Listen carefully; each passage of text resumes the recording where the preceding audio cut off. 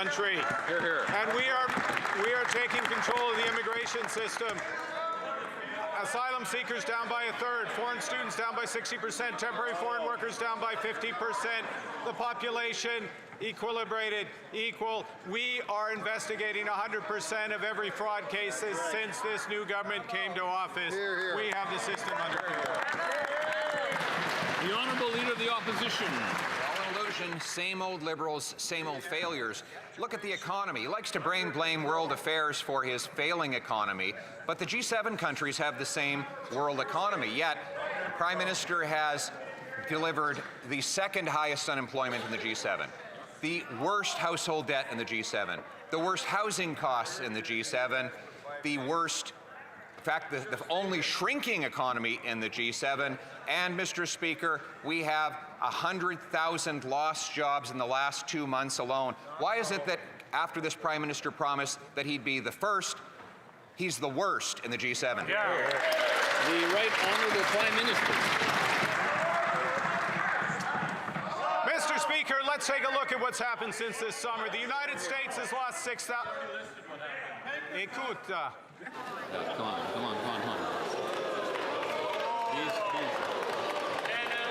These are important issues. These are important issues we're discussing. And Canadians are watching. The Right Honourable Prime Minister from the top, please. Thank you, Mr. Speaker. Let's look at what's happened to the United States since the summer. They have lost 6,000 jobs. This country's created over 80,000 jobs since August. Let's look at what's happened to wages in this country. They are growing the highest in years, 4%. They're growing twice the rate of inflation. Canadians are getting ahead. Every single month of this government, Canadian wages have grown faster than the rate of inflation. Rents are at a 33-month low. Affordability is the best it's been in over a decade. Hear, hear. The Honourable Leader of the Opposition. Well, Mr. Speaker, I guess for those people who stash their cash in tax havens, you've never had it so good and so affordable. Tell that to the single mothers walking down the grocery aisle. Or let's talk about jobs. He compares it to the United States. When you do an apples-to-apples comparison of unemployment, it is 1.3% higher in Canada than it is in the U.S. In fact, Canada has the second highest unemployment in the G7, the worst grocery price inflation in the G7, the most unaffordable housing in the G7, the worst household debt in the G7. Mr. Speaker, he promised we'd be first, so why is he the worst? Hear, hear. The Right Honourable Prime Minister. Mr. Speaker, we have the lowest debt burden in the G7. We have the lowest deficit in the G7. We have the highest credit rating in the G7. What is this government doing? It's putting it into action with a defense industrial strategy that'll bring $500 billion of investment, with an auto strategy, with an electricity strategy, with the climate competitiveness strategy, with a housing strategy. We are moving forward. We're investing in this country, the second best country in the world for foreign direct investment. We are moving forward. Come join us. Hear, hear. The Honourable Leader of the Opposition. Strategies and imaginary promises will not pay the bills or fill the tank. We all know that global oil prices have gone up, but that does not explain while in Canadian dollars and in liters, Americans pay $1.46 a liter at the pump, while Canadians are paying $1.70.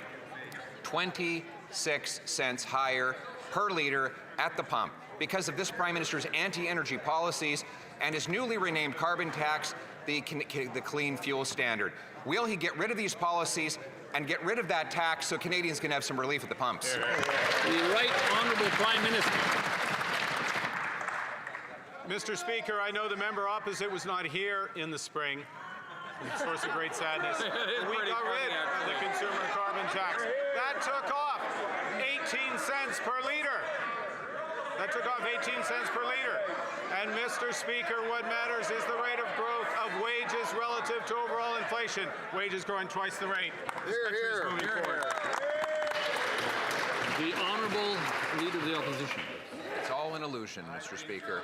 This Prime Minister not only supported the carbon tax that he advised Justin Trudeau to put in, he thought it should be higher and broader. And when he got into power, he didn't get rid of it. He renamed it. He called it the Clean Fuel Standard. 7 cents a litre this year, rising to 17 cents. On top of it, industrial carbon tax that's driving up the costs of all the industrial production of our energy. And that is one of the reasons why, under this Liberal Prime Minister, Canadians pay the equivalent of 26 cents a litre more than the Americans. Will he stop ripping off Canadians at the pump, get rid of these Liberal taxes so Canadians can get moving? The Right Honourable Prime Minister. Mr. Speaker, we are getting this country moving with the biggest transformation of this economy in generations. We are building unprecedented amounts of affordable housing. We are building clean energy. We are lowering energy costs for Canadians. We are building a defense industrial strategy this country has not seen since the Second World War. We are protecting Canadians. We are building this economy. We are empowering Canadians. Here, here. The Honourable Member for Belleuil-Chambly. Mr. Speaker, first, I want to be very clear. The Bloc fully respects freedom of religion. This is true for all the people, and it's true for the Premier of Quebec as well. Now, yesterday the Prime Minister quoted the Bible, which is his prerogative, but I have a question about current events. Does the Prime Minister endorse the church-state separation and Quebec secularism? The Right Honourable Prime Minister. Mr. Speaker, true, yesterday, alongside the opposition leader and members of the NDP and the leader of the Green Party and the Speaker of the House himself, I was there. I did quote from the Bible. And I also quoted from Marcus Aurelius, like the opposition leader, because he came up with some universal principles, virtues, values, examples of virtues, examples of determination, and of course,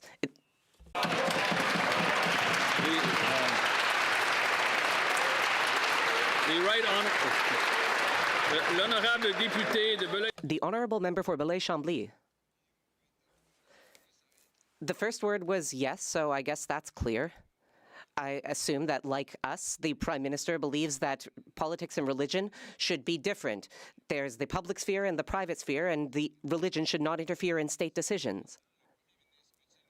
Could the Prime Minister then explain why his government asked Crown attorneys to oppose a bill duly passed by the Quebec Parliament which would ensure church-state separation? Why is he spending millions of taxpayer dollars, including Quebec taxpayer dollars, on this fight? The Right Honourable Prime Minister. Mr. Speaker, that's a fundamental question.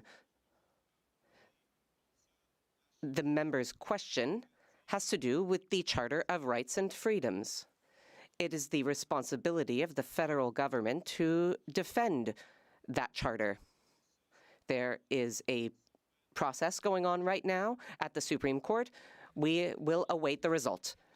The Honourable Member for Belleuil-Chambly.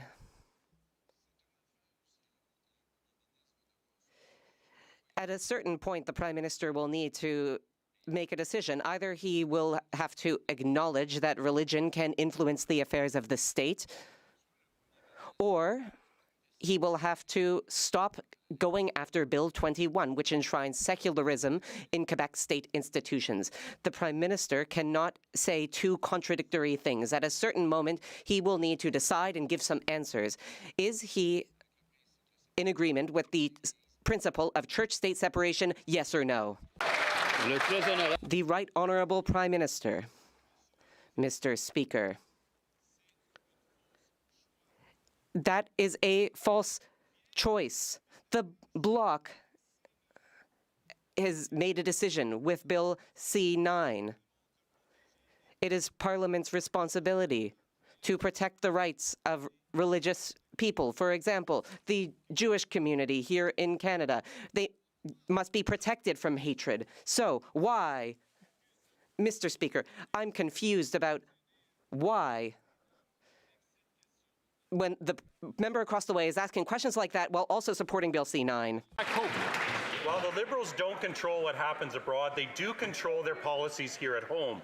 And instead of working to bring costs down, the Liberal Prime Minister is not only going ahead with his industrial carbon tax, he's introduced a fuel standards tax which adds 7 cents a litre to the already high cost of gas, and that'll eventually rise to 17 cents per litre. It's more of the same Liberal taxes from the same Liberal government. So when will this Liberal government give Canadians a break and get rid of these Liberal gas taxes that are making life more expensive for Canadian families? The Honourable Minister of Environment and Climate Change. Mr. Speaker, I'm glad to be able to stand up here once again to reiterate and remind the members opposite that the industrial carbon price does not increase the cost of food. Studies show that. But if they want to talk about what we can do to help Canadians, I hope that they will celebrate alongside with me that our government cut taxes for Canadians.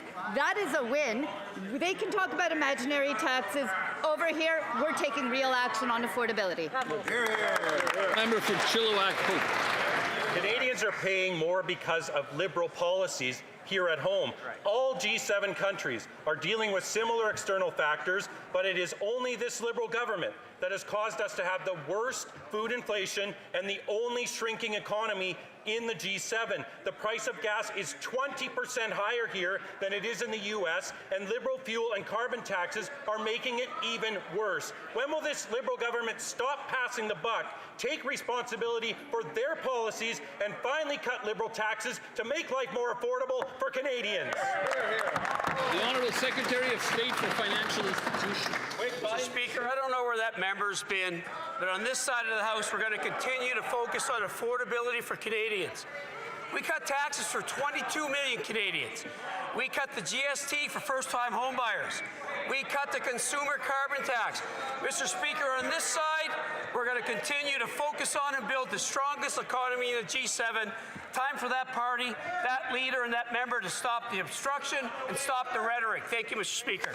Member for New Tecumseh Gwillimbury.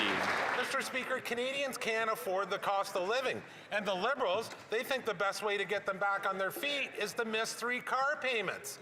That's the problem. Their decisions keep making life more expensive. As gas prices skyrocket, this government is making things worse with their industrial carbon tax and the fuel standard tax. They point to global instability, but it is this Prime Minister who is choosing to make Canadians pay even more at the pump. Why won't the Liberals remove the gas tax on gas and give Canadians a break? The Honourable Parliamentary Secretary to the Minister of Finance. We acknowledge that oil price shocks due to the war in the Middle East are rippling across the world and increasing the cost of living pressures on Canadians here at home. That's why we recently worked with our international partners to release hundreds of millions of barrels of Canadian oil as part of an effort to provide stability for businesses and consumers. We can't unblock the Strait of Hormuz, but we can control what we do here at home. We've cut taxes for 22 million Canadians, offered a groceries and essentials benefit, offered a national school food program. That saves families hundreds and thousands of dollars per month.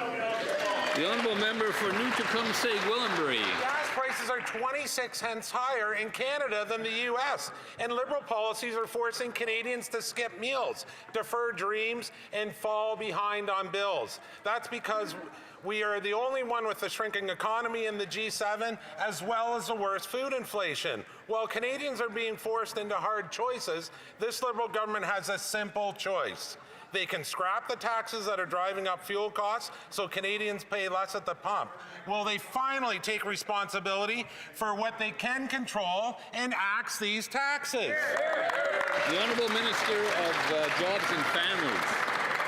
Well, thanks, Mr. Speaker. Maybe that member remembers voting against all of the measures that actually do make life more affordable. For example, early learning and childcare here in Ontario, saving a family with one child $16,000 a year, Mr. Speaker. For example, the announcement we just made yesterday to ensure that students can access up to 40% more in student grants. That's going to make sure that student accessibility to education remains affordable. Mr. Speaker, the list goes on and on. But no matter what it is, they vote against it. Why don't they support Canadians?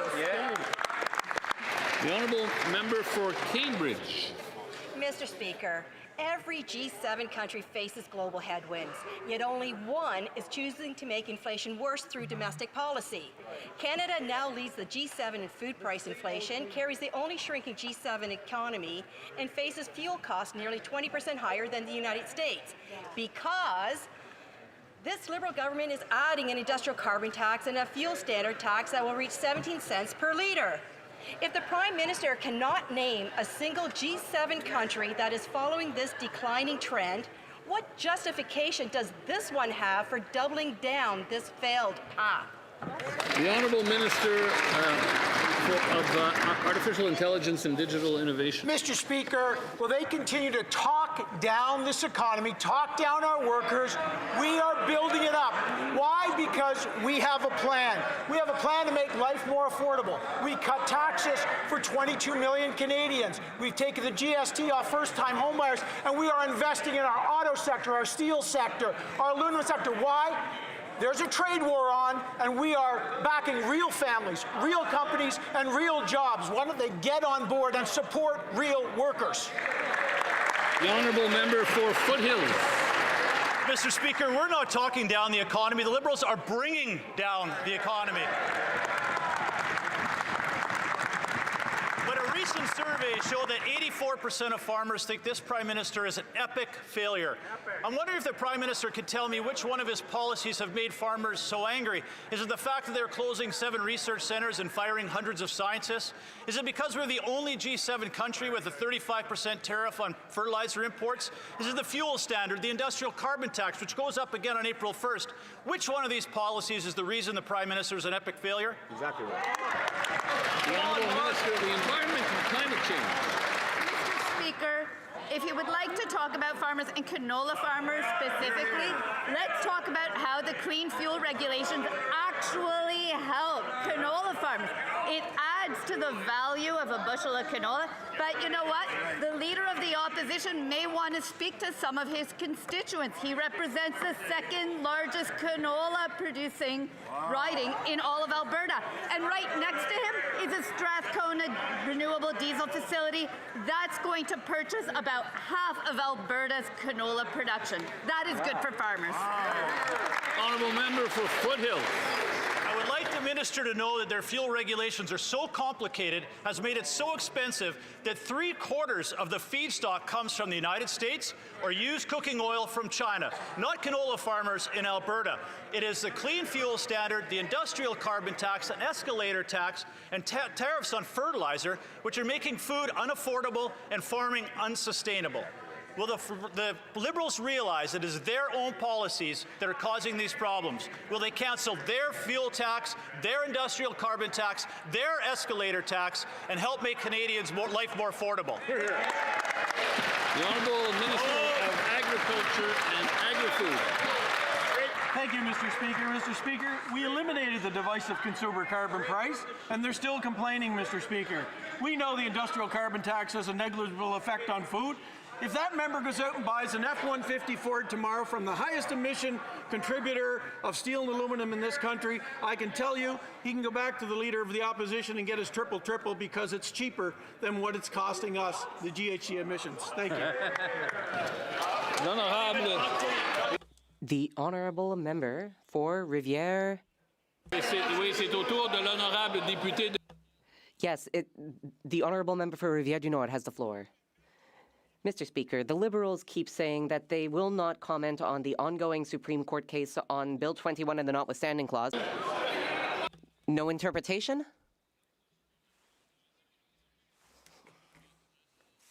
Okay. We'll give the opportunity to the member for Rivière du Nord to ask his question. The Honourable Member for Rivière du Nord. Mr. Speaker, the Liberals keep saying that they will not comment on the ongoing Supreme Court case on Bill 21 of the Notwithstanding Clause. However, the weekend before the Terrebonne by-elections, they will hold their convention in Montreal, and the very first resolution to be debated would be a federal veto on all provincial legislation invoking the Notwithstanding Clause before exhausting all other options. It's the very first resolution at the top of their agenda. The Liberals may not want to talk about the work of the Supreme Court, but at a certain moment they will have to vote on their own resolution. So how will they be voting?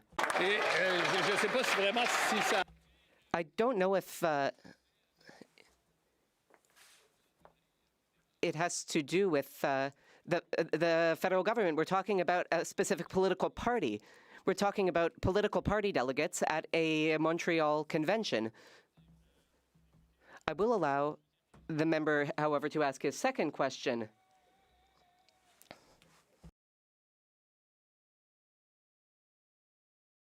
Non.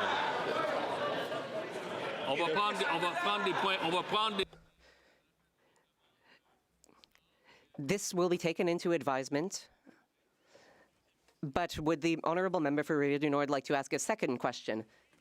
Mr. Speaker, it's written right there in black and white, to quote, that the Liberal Party of Canada urged the Government of Canada to invoke disallowance on any provincial legislation that proactively invokes the notwithstanding clause before court challenges are exhausted. That's what they want to see, but they're trying to get the Supreme Court to do their dirty work for them. Mr. Speaker, if these Liberals truly want to change the Constitution, they should reopen it.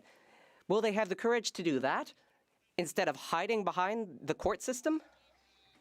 The Honourable Minister of Justice.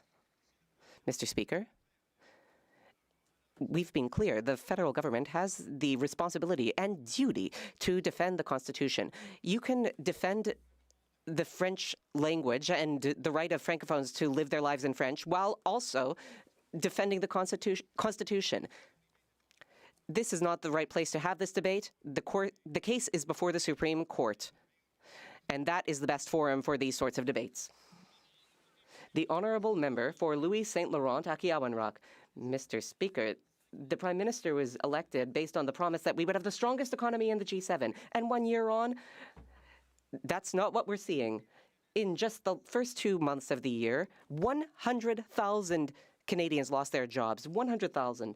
We are the only shrinking economy in the G7. We have the highest unemployment rate in the G7. And most importantly, we have the worst food inflation in the G7. Will the Prime Minister and his government finally acknowledge that their policies aren't working? The Honourable Minister of Government Transformation. Thank you, Mr. Speaker. There are a number of factors that are driving up food costs these days. For example, the cost of fertilizer. But we can control affordability measures that we put in place here, like a tax cut for 22 million Canadians, the Canadian Groceries Benefit, which assists over 12 million Canadians. But we won't just stop there. These are measures within our control. We'll have a defense industrial strategy which will create jobs in Quebec, including at the Davie Shipyard and the Valcartier military base. I hope that the member for Louis St. Laurent, Akiawanrock will support our policies. The honourable member for Louis St. Laurent, Akiawanrock. I guess we have bad news for Canadians. The Liberal policies are not working. 100,000 Canadians, men, women, households have been affected by job losses. That's the reality after 1 year of this Prime Minister and the Liberal government. Sure, there are problems all around the world, but if that's the case, why is it Canada that is feeling the impact of food inflation? This is unacceptable, Mr. Speaker. The Honourable Minister. Mr. Speaker, what is unacceptable is that every time members across the way have an opportunity to support people, for example, through the Canadian Child Benefit, the Canada Dental Plan, tax cuts, the grocery benefit, on every single one of these occasions, they voted against. Meanwhile, on this side of the House, we are building the strongest economy in the G7. We have a defense industrial strategy. We are carrying out major projects like the Nouveau Monde graphite mine. That is what we're doing on this side of the House. The honourable member for Côte-du-Sud, Rivière-du-Loup, Kataskamik, Témiscouata. Mr. Speaker, the Prime Minister said that Canada would have the strongest economy in the G7. And instead, we find ourselves with the weakest economy in the G7. Over 100,000 jobs lost in 2 months, the second highest unemployment rate, the highest household debt, and the worst food inflation in the entire G7. Instead of solving the problem, the Prime Minister is still holding back projects, taxing production, and expanding deficits to the detriment of Canadians. How can this Liberal government claim that all is fine when their choices are hurting families and the economy? The Honourable Minister of Industry. Thank you, Mr. Speaker. I hear the question from my colleague. We work together well. I have a lot of respect for him, but I don't understand why he refuses to acknowledge that this government has focused on Buy Canadian, leading to more jobs in his riding, in La Pocatière, at Alstom. Why isn't he asking questions about that? I'm sure people at La Pocatière are very happy. Things are going well in the service sector in his region. The same can be said for the member for Louis Saint Laurent, who just asked a question. We are investing in the Quebec City region. We will get things done at the Davie Shipyard. The honourable member for Richmond North Athabasca. Thank you, Mr. Speaker. Mr. Speaker, the Liberals' Curem financial fiasco continues. After $5 billion in cost overruns, officials have admitted that they do not know how much it will cost in the future. It could easily exceed $660 million to $1 billion in annual operating expenses. Mr. Speaker, Curem is already the most expensive Liberal scandal in history. My question is simple. Is the Prime Minister going to show leadership, and will he finally take charge of this issue himself? Thank you very much, Mr. Speaker. When it comes to modernizing benefits, Mr. Speaker, remember that the system that we are replacing is a 50-year-old system. Our old age security benefits for seniors depended on it, and it was imperative for us to make this change. What I'm noticing is for 7.7 million seniors, they are receiving their payments in time, and we are addressing the backlog month after month. Service Canada officials are working at this. The honourable member for Montmorency-Charlevoix. Mr. Speaker, Journal de Québec tells us that the Liberal government has spent over $211 million in cost overruns for Accenture, an external firm, IT consultant firm. And this feeds into Curem, cost overruns. And then there are the issues of outsourcing to India. Accenture is related to Brookfield, of course.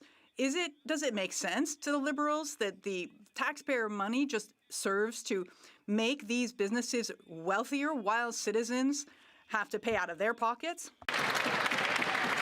The Honourable Minister. Thank you very much, Mr. Speaker. I'm very pleased, proud to see that the modernization of benefits that was essential to do, and if you look at the Auditor General's report from 2014, we could see that we were heading towards a wall with the former system. And so it's positive that we are focusing on moving towards a modern system so that seniors can get accurate amounts, benefits. 7.7 million Canadians are receiving these benefits. The honourable member for Acadie-Annapolis. Thank you very much, Speaker. I'm pleased to represent Acadie-Annapolis, a mostly rural riding in Nova Scotia that I've been living in for a long time, forever. Medium-sized businesses, whether it's engaging with business owners or by supporting them in my daily life. However, we know that rural business owners often struggle with less access to financing, smaller markets, a tighter pool of workers, and longer supply chains. So to the Minister of ACOA, how is the Government of Canada supporting small and medium-sized businesses in Acadie-Annapolis and in Atlantic Canada? The Honourable Minister of Justice. Mr. Speaker, I want to thank my colleague for his advocacy for economic growth in Atlantic Canada. I'd like to point out that he once served as the critic for Atlantic Canadian economic development before he joined the governing benches. Despite almost 5 months passing, the Conservatives are yet to appoint a successor, despite having good Atlantic Canadians they could put to the position. But, Mr. Speaker, to my colleague's question, we are advancing new programs to help small and medium-sized businesses deal with American tariffs, to help small firms become big firms by tapping into the defense industrial strategy, and we have not forgotten what built our economy, including the fishery, which that member has been a champion for, to restore the Atlantic Fisheries Fund and to remove Asian tariffs on Nova Scotian seafood. We need more champions like this in government. The honourable member for Sherwood Park, Fort Saskatchewan. Mr. Speaker, I hope it was worth it. Under this Liberal Prime Minister, Canada is losing jobs at speeds not seen in a generation. Over 100,000 full-time jobs lost in a month alone, and close to 50,000 youth jobs lost. In the G7, we have the only shrinking economy, the second highest unemployment, the highest household debt, and the highest food inflation. The Liberal rhetoric simply does not match the reality. Why can't they recognize the problems that their policies are causing and adopt the Conservative Jobs Plan? The Honourable Minister of Jobs and Families. Thank you, Mr. Speaker. I don't know what the Conservative job plan is because they vote against every single thing, including the things that unions have saying they need. We're investing in skills training for young people, Mr. Speaker, and we are moving forward with a defence industrial strategy that's creating 125,000 jobs. The major projects are estimated to support over 60,000 jobs, and we are ensuring that workers have the training they need. These are all things that the Conservatives fight against. So what exactly is their job strategy? Do nothing? The Honourable Member for Sherwood Park, Fort Saskatchewan. Mr. Speaker, we released a detailed jobs plan in the fall. This Liberal government's approach is clearly failing. Over 100,000 jobs lost. They talk about major projects. They haven't approved a single major project. Now, Canadians at home are experiencing the catastrophic impacts of Liberal policies. They promised to trade when they haven't delivered it. The industrial carbon tax remains in place. Objectively, we are shedding jobs at rates not seen in a generation. Will they stop patting themselves on the back and actually recognize the challenges Canadians are facing? The Honourable Minister of National Defence. Mr. Speaker, here are a few facts for the member. Joint support ships, 3,500 jobs. Arctic and offshore patrol ships, 2,300 jobs. Remotely piloted aircraft system jobs, 700 annually. River-class destroyers, 5,250 jobs.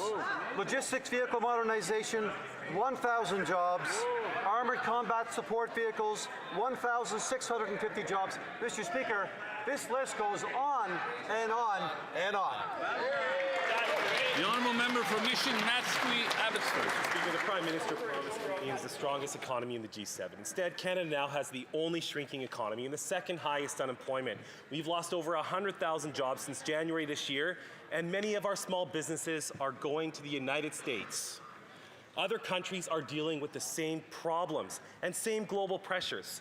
Will the Prime Minister admit his policies are failing Canadians and outline why our economy is the worst in the G7? The Honourable Secretary of State for Labour. Mr. Speaker, since September, Canada's economy created 80,000 jobs. Because we know in times of global uncertainty, we need to invest, Mr. Speaker. That is why we've made the largest infrastructure investment in Canadian history, Mr. Speaker. We're building big, we're building bold, and we're building now, Mr. Speaker, with Canadian steel, Canadian lumber, Canadian unionized workers, Mr. Speaker. We're laser focused on creating jobs, good jobs in the skilled trades, good jobs for the future generations. Mr. Speaker, when will the Conservatives get on board? The Honourable Member for Mission Matsqui, Abbotsford. Mr. Speaker, I don't think the gravity of the situation is hitting the government appropriately. In the last 2 decades, Canada has lost 100,000 entrepreneurs, but our population has gone up by 10 million people. Since 2019, there's been a 19% increase in business exits with only a 5% increase in new businesses. Nothing this government is doing is helping our entrepreneurs, our job creators. When will this government reverse its horrible economic policies and get out of the way so businesses can thrive? The Honourable Minister for Women, Gender Equality, Small Business and Tourism. Mr. Speaker, our government is focused on delivering results, which includes increasing business confidence. And in fact, the Canadian Federation of Independent Businesses reports very recently that small business optimism is at the highest level in 2 years. And that is because on this side of the House, we are ensuring that we are cutting red tape for small and medium-sized enterprises. We're investing in them, Mr. Speaker, and ensuring that as we expand to new markets and in new countries, we're going to make sure that they have all the opportunity to be able to export and grow their businesses, Mr. Speaker. We will always be there for them. Nice. Member for Fort McMurray, Cold Lake. The Prime Minister promised the strongest economy in the G7. Instead, Canada is at the bottom. We have the only shrinking economy, the second highest unemployment, the highest household debt, and the worst food inflation in the G7. The Prime Minister can't hide behind global challenges when every other G7 country faces the exact same pressures. These problems didn't appear overnight. They are a direct result of bad Liberal policies. Will the Prime Minister reverse course on the policies that have left Canada with a shrinking economy, soaring food prices, and rising unemployment? The Honourable Parliamentary Secretary to the Minister of Energy and Natural Resources. Mr. Speaker, the opposition's picking up the same lines like a soon-to-be-gifted kettleball, but these repetitions will not get them the gains that they seek because they require Canadians to forget everything before yesterday. We are in a trade war, Mr. Speaker, and in that trade war we are performing very well. We are getting more jobs than the United States. We have foreign direct investment at the highest level in 18 years. Alberta's unemployment decreased by 0.4 points in this year, and there is much to celebrate because we have a strong focus on building this economy and we are seeing results. For Fort McMurray Cold Lake. Albertans know that member lives in an illusion. There are no projects that have been improved by this government and no shovels in the ground. For years, the Liberal government did everything in their power to block pipelines, stall major energy projects, and scare off investment, weakening one of Canada's most critical economic drivers, the oil sands, and Canadians are now paying the price. With a shrinking economy and over 100,000 jobs already lost this year, the consequences are clear. Will the Prime Minister finally reverse course, unleash Canada's energy sector, and help rebuild our economy? The Honourable Parliamentary Secretary. Well, Mr. Speaker, oil and gas production in Canada is at record highs, up 34% in the last 10 years. We've managed to do that while reducing emissions as a country by 6%. We have found a way to sustainably grow and meet the growing needs of the world, including diversifying needs from allies that are increasingly requiring carbon lower emissions. We are building strong. We have approved Siliciums, the Taylor to Gordondale pipeline, NextGen and Dennis's uranium mines. TMX optimization is underway. LNG projects from Cedar to Woodfibre to Tilbury to LNG Canada 2. They are happening. We are building strong, and we welcome you to join us in that building. Again, through the chair, the Honourable Member for Tubik-Mactaquac. Mr. Speaker, the Prime Minister promised Canadians the strongest economy in the G7, but today we are falling behind. We now have the only shrinking economy in the G7 and among the highest unemployment and the highest household debt. In rural communities, families are being hit really hard. Farmers and producers are facing soaring input costs and blocked resource projects that drive local economies. Canada is struggling because of Liberal policies that have stifled growth. When will the Prime Minister turn from these failed policies that have left Canadians behind? When? The Honourable Secretary of State for Financial Institutions. Mr. Speaker, when it comes to the economy, that leader's missing in action. That member there, Mr. Speaker, he's a good man. I respect his faith very, very much. But on this side of the House, we're focused on building a strong economy, the strongest economy in the G7. We are investing in nation-building projects like Port St. John in my riding. We've invested hundreds of millions of dollars that will employ thousands of people. What about Sisson Mine, a nation-building project, a major project in that member's riding that will employ thousands of people? Mr. Speaker, on this side of the House, we are serious about building a strong economy. That side simply is not. Thank you, Mr. Speaker. The Honourable Member for Elmwood Transcona. Mr. Speaker, Canadians are hurting. The Prime Minister promised Canadians the best, yet our economy is performing among the worst. We've lost over 100,000 jobs in the first 2 months this year, and our economy is beginning to shrink. If this is the result of global factors, as these Liberals claim, then why is our economy performing so poorly compared to other G7 countries? Will the Prime Minister work with us to reverse their disastrous economic policies that have made it harder for Canadians to put food on the table? Here, here. The Honourable Minister for Northern Affairs and Arctic Affairs. Mr. Speaker, we're making life more affordable, not just in big cities, but across Northern and Indigenous communities. We've cut taxes for 22 million Canadians so Northern families can keep more on their table. The Permanent National Food Program is saving families around $800 a year, and we're tackling food costs by building an all-season infrastructure road through the Arctic, We're building the nation and building scalable affordability. We're also reforming Nutrition North. Thank you. Honourable member for Vaughan Woodbridge. The Prime Minister's rhetoric is completely disconnected from reality. He says Canada would be the best economy in the G7, yet he's delivered the worst. 100,000 jobs gone in 2 months. And here's Canada's G7 record. The only shrinking economy, the highest food inflation, the highest household debt, the second highest unemployment. He continues to point to global pressures, but every other G7 country is facing the exact same problems, yet their economies are growing and ours are shrinking. This is a domestic failure made in Canada by this Liberal government. When will they reverse their economic policies that are failing Canadians? Minister of Artificial Intelligence and Digital Innovation. Mr. Speaker, the opposition wants to close their eyes and have a fantasy that the trade war will go away, that the tariffs will go away. Doesn't work like that. You got to have a plan. You got to invest in your workers. You got to invest in affordable housing. You got to invest in national defense. You've got to invest in Canadians and their workers, auto parts, like we're doing with federal economic development, many in conservative ridings. Mr. Speaker, let me boil it down simply. They got to believe in Canada, buy in Canada, and build in Canada. They got to try that. The Honourable Member for Madawaska-Restigouche. Mr. Speaker, accelerating housing is key to improving affordability.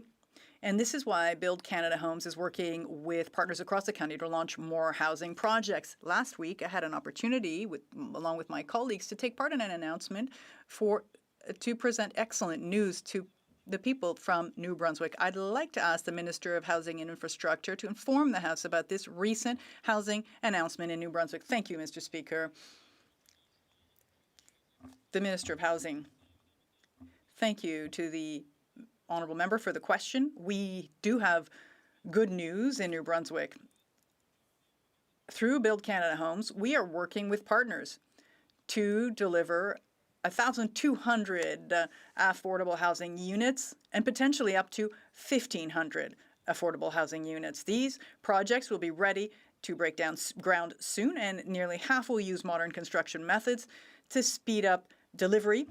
Together with our partners, we are building more homes for all Canadians. Member for Elgin, St. Thomas, London South.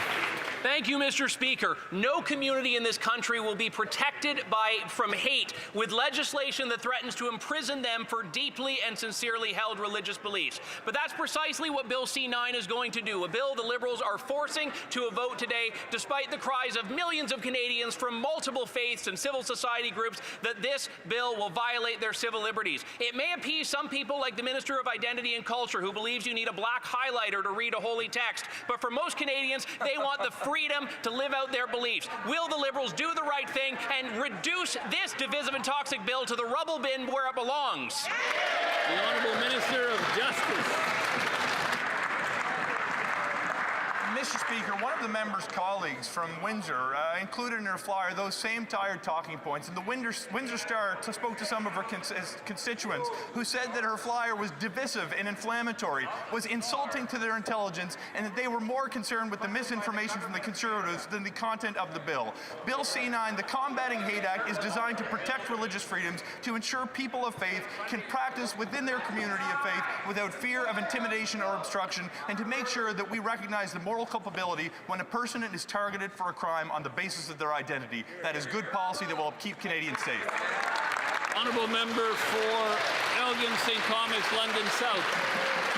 Mr. Speaker, I'm glad the Liberals are getting their money's worth with their media bailout, but that doesn't eliminate the many concerns that Canadians have raised across this country. The Liberals say when these civil liberties concerns are put at their feet to just trust them, that they won't violate Charter rights because the Charter protects those rights. Yet last week, that very Attorney General appealed the Federal Court of Appeal decision that was ruling the Emergencies Act was unlawful, that this government, despite the promises of Justin Trudeau, did violate the constitutional rights of Canadians. If they truly are serious about protecting these rights, why won't they drop their appeal and drop C-9? The Honourable Minister of Justice.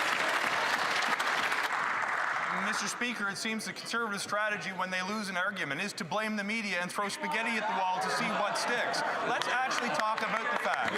Bill C-9, the Cobb-Benning Hate Act, from inception was designed to protect religious freedoms, to combat hate crimes that were taking place in this country, to protect the ability of the Jewish community to go to their synagogues and the Muslim community to go to their mosques and Christian communities to go to their churches, to ensure people could pray freely without fear of intimidation or obstruction. We heard loud and clear, people are sick and tired of hate crimes in this country, and they want their government to do something about it. The Conservative option is to send out fundraising emails.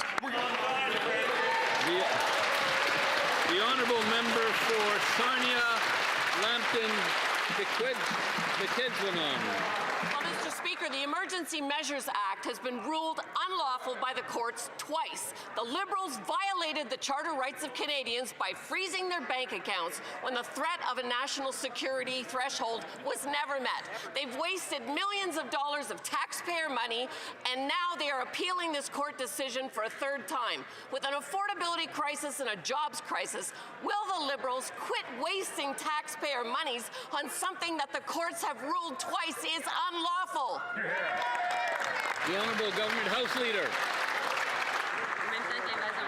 Mr. Speaker, it seems the Conservatives never tire of standing up for the people who illegally occupied the main street of our nation's capital, refused to leave, were implored to leave by local residents, by the police, asked politely, would refuse to leave this city and this capital that Canadians are so proud of. The real question, Mr. Speaker, is why do these Conservatives continue to stand up for the convoy and lawlessness in this country?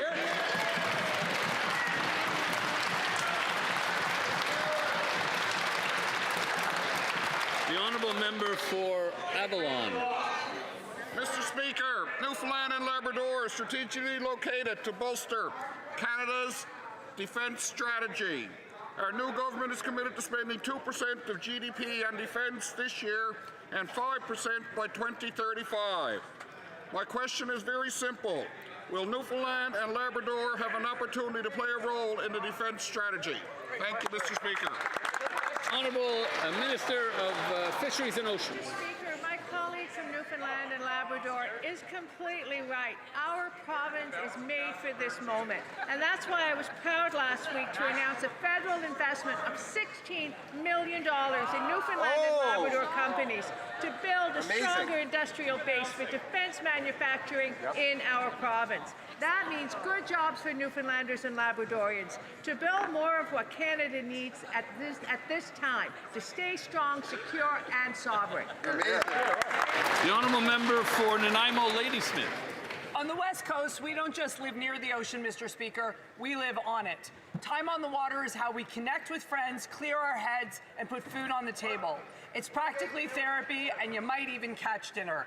But now the Liberals are putting 9,100 jobs and a $1.76 billion industry at risk with proposed changes to the salmon allocation policy. So I ask, will this East Coast minister show respect for our West Coast way of life by committing right now to maintain priority for public fisheries and certainty of public access to salmon to feed our families? Honourable Minister of Fisheries and Oceans.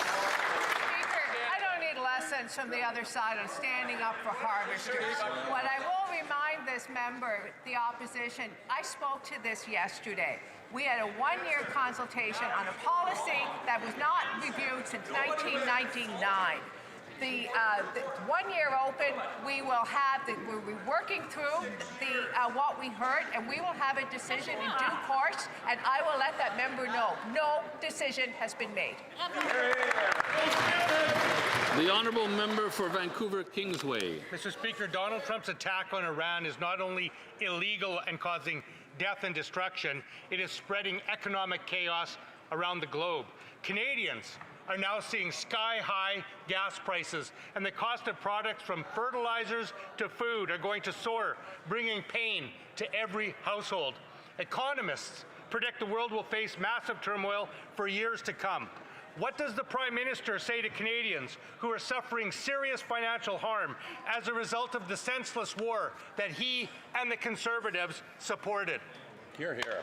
The Honourable Government House Leader. Mr. Speaker, Canada is deeply concerned by the closure of the Strait of Hormuz, which is threatening global energy security and economic stability. As we have emphasized, Canada's focus is on ensuring the safe and unimpeded flow of energy and commerce in line with the United Nations Conventions on the Law of the Sea. We urge all parties to de-escalate the conflict, and we will continue to work alongside our G7 and like-minded allies to ensure the Strait of Hormuz remains open and secure. Thank you, Mr. Speaker. I would like to draw the attention of members to the presence in the gallery of the Honourable Cyril Turton, Minister of Children and Family Services for the province of Alberta.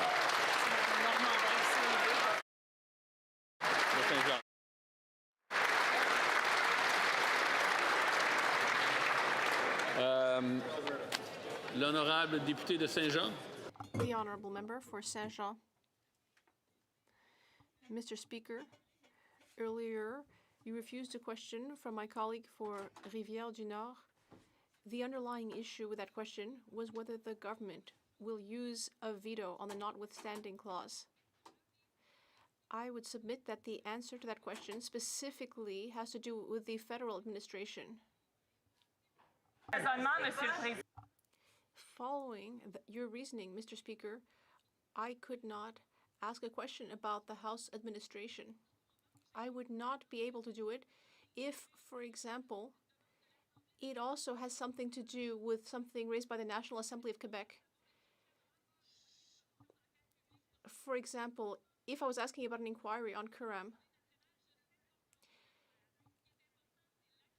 there is a great deal of noise in the House, the interpreter would like to mention, making it difficult to interpret.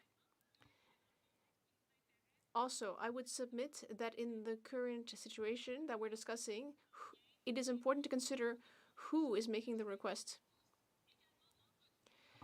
Because we know that there are a number of situations where the Liberal Party members might have to give themselves a mandate based on what I've heard. The original question was not formulated in such a way as to respect the standing orders.